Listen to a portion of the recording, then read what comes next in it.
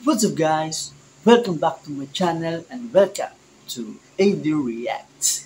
So for today's video guys, another katatakutan reaction video tayo at meron akong bagong nakitang channel na interesting, no? Dark TV PH.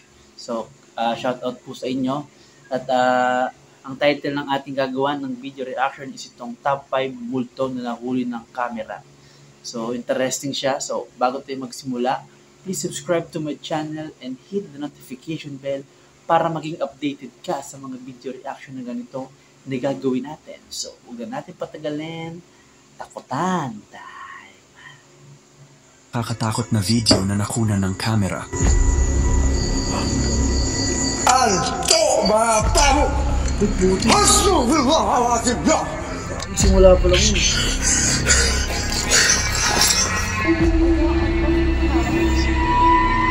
Start na ba? It makes sense that somebody's probably following her. Sorry, akala ko simula. Intro pa lang pala. Yes, intro pa lang. Dark TV PH. Wait lang guys ha. Tanggalin natin yung ano.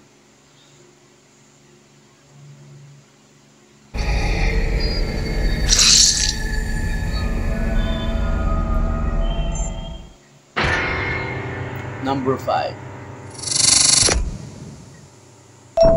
Sa unang video na ito, isang babae mula sa Jalisco, Mexico, ang namamasyal sa kagubatan sa labas ng Outland de Navarro nang bigla niyang marinig ang tinig ng isang lalaki mula sa mga damuhan.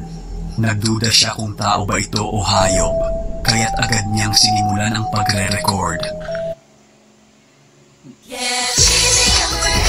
Ang sabi din, no?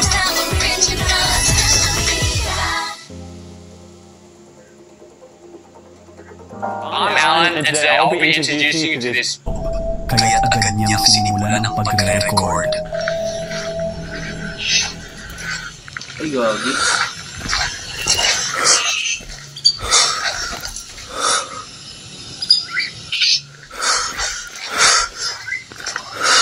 Wala? Ano ang message? Wikipedia. Gagi.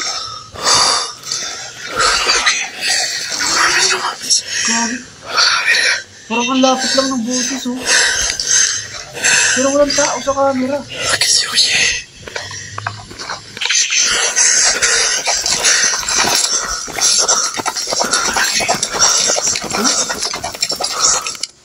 Habang naglalakad, narinig niya ang tinig na nagsasabing, "Hush!" Kinabahan siya, kaya't tinawag niya kung sino man ang naroroon. Gagi, no?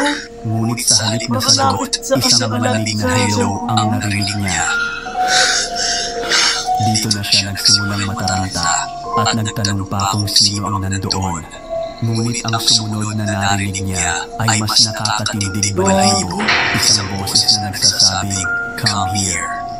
Dahil sa matinding takot, mabilis siyang tumakbo palayo. Ayon sa ulat, bumalik siya sa lugar na iyon kasama ang kanyang mga kaibigan, kung saan muli nilang nakita may mga kakaibang anino at ilaw na gumagalaw sa paligid.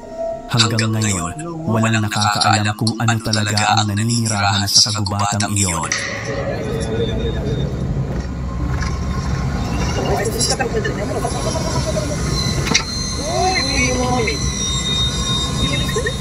Parang umilaw.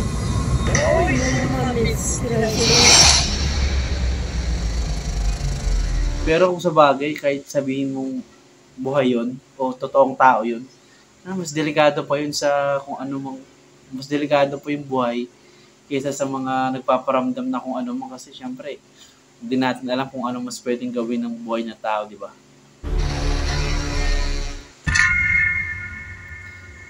Number 4. Isang security guard ang naka-duty sa night shift nang mangyari ang nakakakilabot na insidente ito. Habang nag-iikot sa loob ng tindahan, bigla niyang narinig ang isang kakaibang tunog. Tila ba may tumatawa sa gitna ng gabi. Naglakad siya papunta sa direksyon ng ingay, ngunit nang marating niya ito, Biglang tumigil ang tawa. Doon niya napansin na ito ay nagmumula sa isang laruan. Kaya't nagsimula siyang mag-record ng video. Ngunit habang kinukuhanan niya ito, isang nakakapangilabot na bagay ang nangyari. Watch, I'm gonna turn my camera away, and you're gonna hear the stupid pony laugh.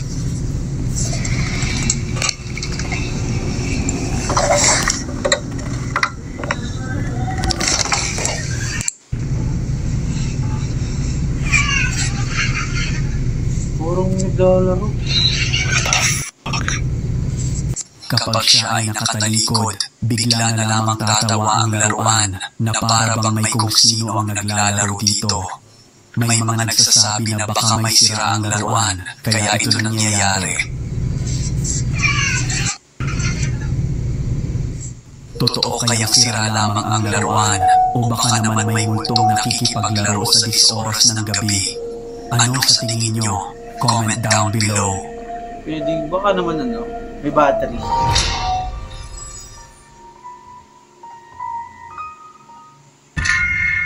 Number 3.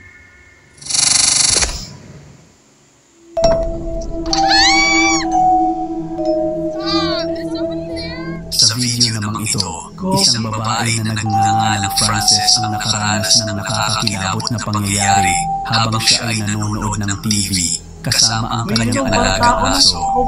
Kwento niya, saglit siyang pumunta sa kusina para kumuha ng pagkain.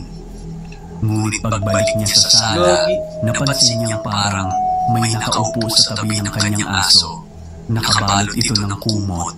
Dala ng kaba, sinimulan niyang i-record ang nangyayari. Di ba yung aso dapat kung ano mang merong pinagkinanan dyan, dapat di mapapakal yung aso.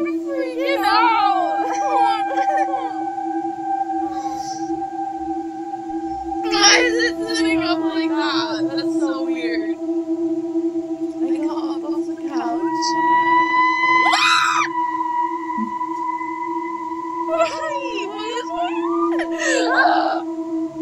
Gagi, wala.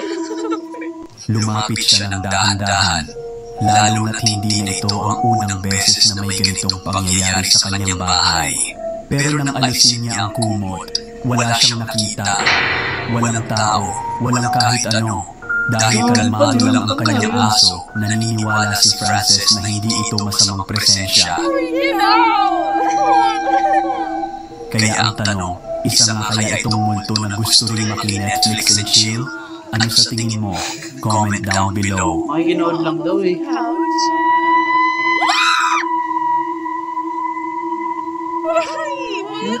Kalmado lang yung aso, di ba? Yan, number 2.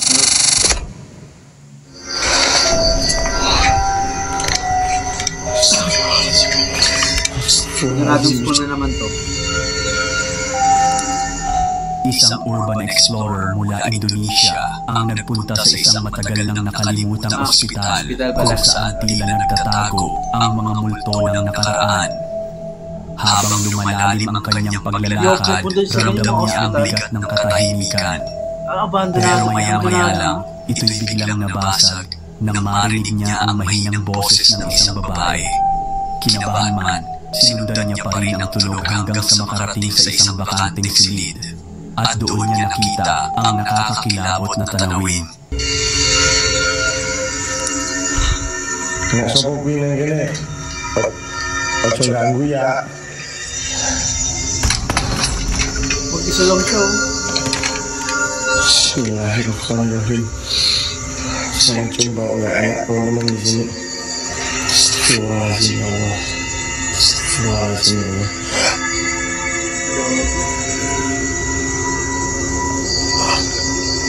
Antuk bapakmu. May putik. Astagfirullahaladzim ya Allah Akbar ya Allah. Ya Allah pergi pencet mana cantik anjing. Isang babae na may mahabang buhok ang nakaupo sa kama. Bigla nitong inangat ang ulo at tumambad ang kanyang nakakatakot na mga mata kasabay ng isang nakakapangilabot na ngiti.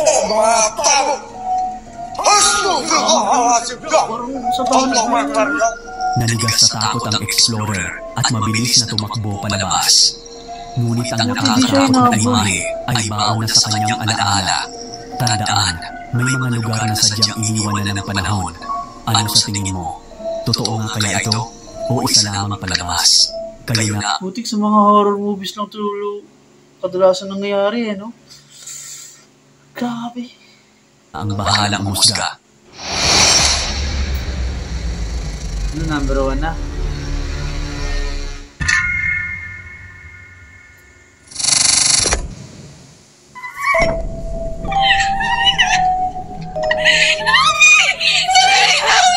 Isang babae na nagngangalang Arya ang nagsimulang mag-record na kunwari ay nasa tawag matapos niyang mapansin na may lalaking sumusunod sa kanya. Ngunit ilang saglit lang, narinig niya ang mga yabag na mabilis na tumatakbo sa kanyang likuran. Dahil sa takot, dali-dali siyang tumakbo upang makalayo. Yan. May lalaki daw umahabol.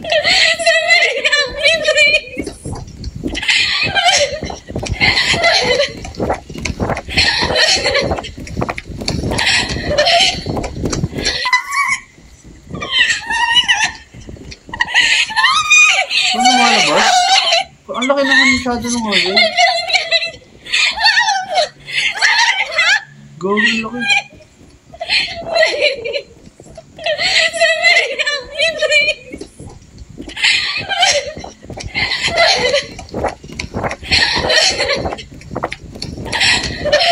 Ang laki naman masyado. No?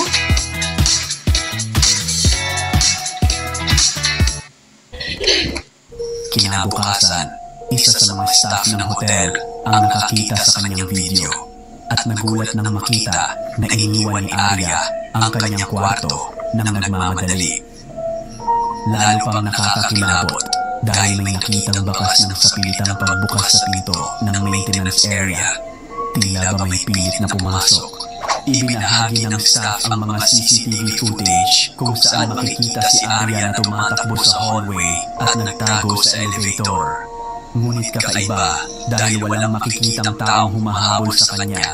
At nang muling suriin ang footage, isang mas nakapangilabot na bagay ang lumitaw.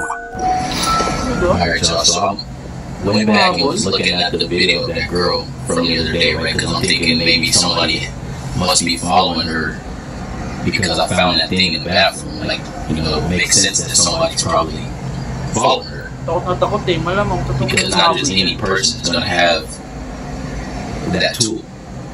I mean, that tool is for getting inside the rooms.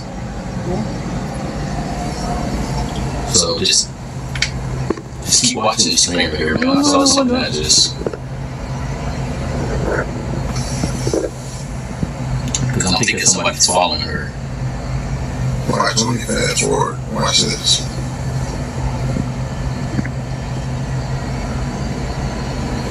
Watch.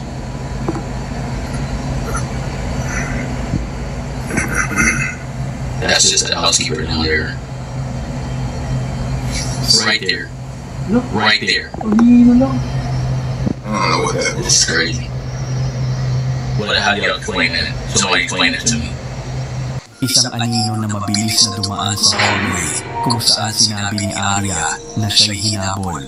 Ngunit wala ni sino mang makikitang dahilan para lumitaw ang aninong iyon. Posible kayang hindi isang stalker lang ang humahabol kay Arya, kundi isang bagay na napakasama. Ano sa tingin mo? Gagi. At iyan ang mga nakakatakot na video para sa araw na ito. So, yun guys. Siguro kung i-rate natin yung kilabot, siguro mga 6 out of 10. Doon lang ako medyo kinilabutan sa number 2. Tapos, yung may sumisitsit. Yun. So, yun lang guys. Sana nagustuhan nyo itong reaction video na to at please subscribe to my channel and hit the notification bell para maging updated ka sa mga reaction video pa na gagawin natin. So, yun lang po at salamat!